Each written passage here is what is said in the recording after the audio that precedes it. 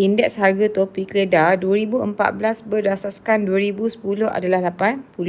So harga indeks topi keledar dia 14 berasaskan 2010 adalah 80. Okay, ni yang dia bagi. Okay, and then dia cakap indeks 2018 berasaskan 2014 pula 110. So tahun 18 per dengan 14 adalah 110. Dia kata harga topi keledar tahun 2018 adalah 166. So harga tahun 18 adalah 166. Okay, dia nak apa ni? Dia nak hitung harga topi keledar tahun 2010 dan tahun 2014. Kalau tengok sini, 18 per 14 ni, okay, tahun 18 kita dah ada. So, kita boleh je nak cari yang tahun 2014 ni. So, ni berdirect je lah. So, kita tahu, okay, harga tahun 18 per harga tahun 14 darab 100 dapat dia punya indeks. So, indeks dia 18 per 14 ni soalan dah bagi 110. Harga tahun 18 pun 166 per harga tahun 14 darab 100 sama dengan 110. Kita nak cari ni. Dia kat bawah kan. Kalau kita nak naikkan dia P14. Sebab dia kat bawah dia boleh naik, dia akan jadi darab. Terus naik. Okay. Sekarang ni, yang ni memang darab dengan yang ni lah. 166 darab 100.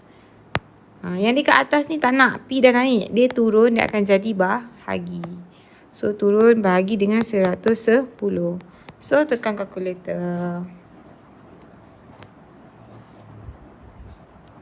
Okay. 166 darab dengan 100 bahagi dengan 110, kita dapat 150.91. Bundakanlah 150.91. 150.91. Okay, dia nak apa ni? Okay, lagi satu. Okay, yang ni dah settle. Okay, harga tahun 2014 ni dah settle. Tapi nak kena kira harga tahun 2010. Okay, ada tak bagi indeks? Ada.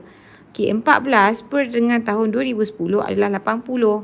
So, boleh ganti. So, kita tahu harga tahun 14 per harga tahun 10 darab 100 sama dengan 80. Kita nak cari harga tahun 2010, betul? Sama juga. 2010 ni 10 akan naik atas, betul? So, kat sini P14 darab 100. P14 darab 100 per dengan 80.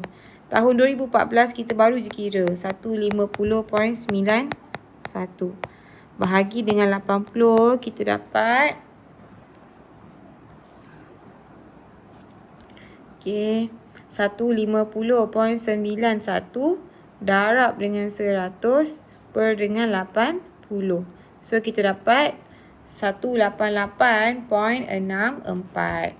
So, 188.64. Okay. Ni baru harga. So, tahun 2014 tadi, harga dia RM150.91. Tahun 2010, harga dia RM188.64. Okay.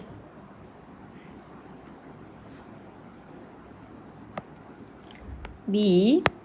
Tentukan peratusan penurunan harga topi keledar tahun 2010 berbanding tahun 2018. So, sekarang ni kita ada 14 per 10. 18 per 14.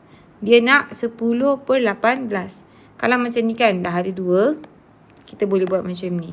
Okay, dia yang paling kecil kita ada 2010, 2014 dengan 2018. So, daripada, okay, mana yang 2014 asas 2010? Yang ni, 80. So, sini pergi sini 80. Okay. Yang ni pula 18 berasaskan 14 kat sini. So, sini ke sini adalah 110.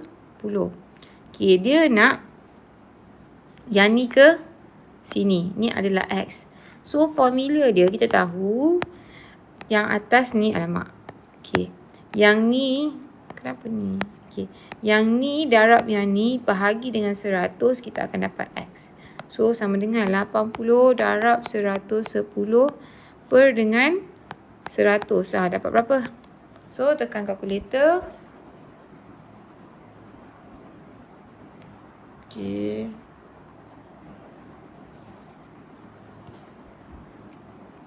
$80 darab dengan 110 per dengan 100. So, kita dapat 88. So, indeks dia adalah 88. Dia nak peratusan penurunan. So, dia nak peratusan penurunan. Dia nak peratusan penurunan. So, B ni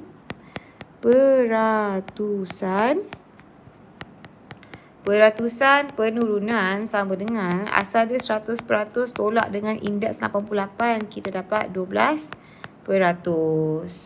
Okay.